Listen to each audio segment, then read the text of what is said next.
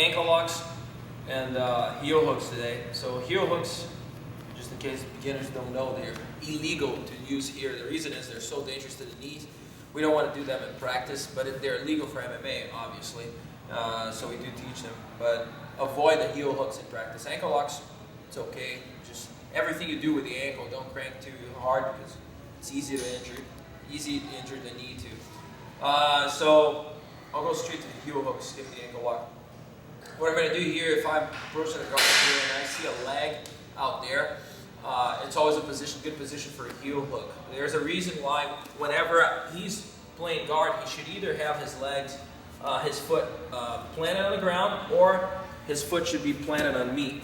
But avoid getting in a position where your feet are dangling out there and not doing either, because they're not generating or preventing the generation of leverage, and they're easy targets. So if you got people that float their feet up there, that's easy. I'll catch him and go.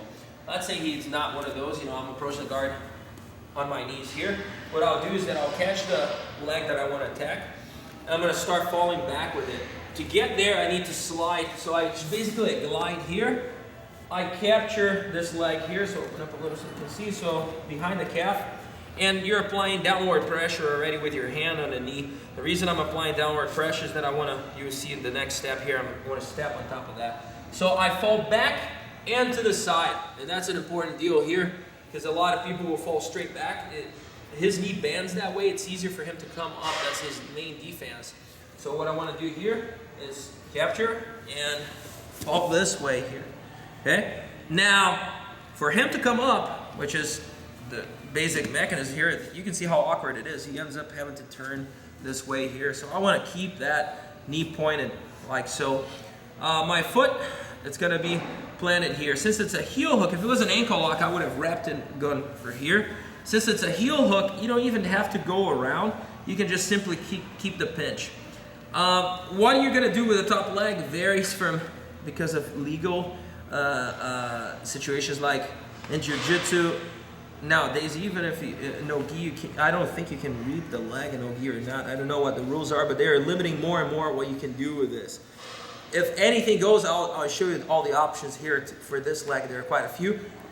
This is not a bad one, but it's not a great one either. But whatever you do, whenever you plant that foot on his hip, make sure it's planted, because he can counter this, and we'll talk about the counters later on, and it's a nightmare if this is movable. So spike it there.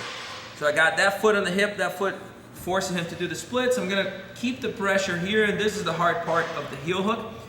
Apply pressure downward with the back of your arm and start thrusting your hips by arching your back.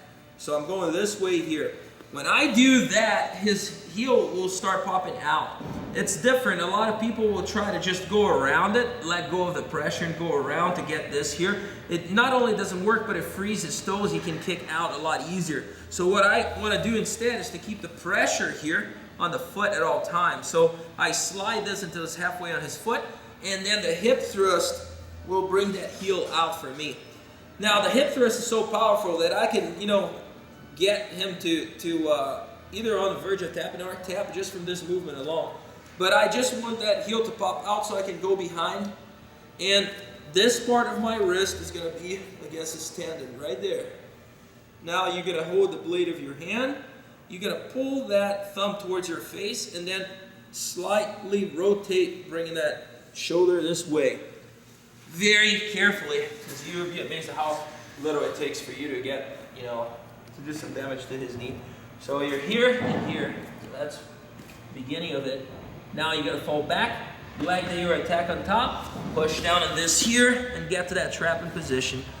I don't need an ankle lock, so I don't need to go around. I keep the pinch here. I apply pressure and go to this position. Very hard on the knee, so I always tell the guys, don't crank on this, because you're going to be playing frisbee with his kneecap. So careful. What other options are here as far as that leg that I mentioned? It's a better deal if this is a fight, and I don't care about what's legal or not on a grappling point of view. It's a better deal to do this here, to triangle the legs and place that foot there underneath my calf. The reason it's a better deal is because it stops his counters as far as inverted heel hook counters, and also it gives me a little bit more pinch, so I'm controlling the knee even better here. I can squeeze my legs together. That makes his legs stuck in there. It's a very easy, situation. You can see he wants to come up because of the pain. Last option is the option that I used back a lot, and I use this both in mixed martial arts and jiu-jitsu. It's a great option, but it's not very good for his well-being here. And what I do is that I shoot the leg through here. When you do that, if you, on top of the heel hook or ankle lock or whatever you're doing, if you extend his leg here, there's a lot of sideways pressure on his leg. And I'm not even doing a heel hook right now, and you can see that he's stepping just from the knee. On top of that, I would be applying the heel hook, and that makes everything tighter. So this is probably the best, but it's also the most dangerous one for him. This here, it's probably second best, gives you a little bit of control. And this here will be the basic situation here. Regardless, remember, it's all about downward pressure here and hip thrust this way. Now you can go around and capture, right?